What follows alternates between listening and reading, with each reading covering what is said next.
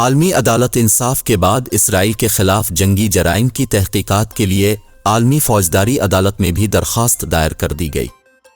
غیر ملکی خبر ایجنسی کے مطابق میکسیکو اور چلی نے عالمی فوجداری عدالت میں اسرائیل کے جنگی جرائم کے خلاف مشترکہ درخواست دائر کی ہے۔ میکسیکو اور چلی کی درخواست میں فلسطینیوں کے خلاف اسرائیلی جنگی جرائم کی تفتیش کا مطالبہ کیا گیا ہے۔ اس سے قبل جنوبی افریقہ نے عالمی عدالت انصاف میں اسرائیل کے فلسطینیوں کی نسل کشی کے خلاف درخواست دائر کی تھی، جس پر سماعت بھی جاری ہے۔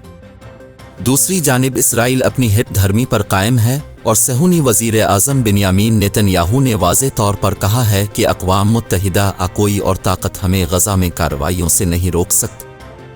7 اکتوبر سے غزہ میں جاری اسرائیلی کارروائیوں میں اب تک 25,000 کے قریب فلسطینی شہید اور 65,000 زخمی ہو چکے ہیں۔ اقوام متحدہ کے مطابق غزہ کی 85% آبادی اسرائیلی بمباری کے باعث بے گھر ہو چکی ہے۔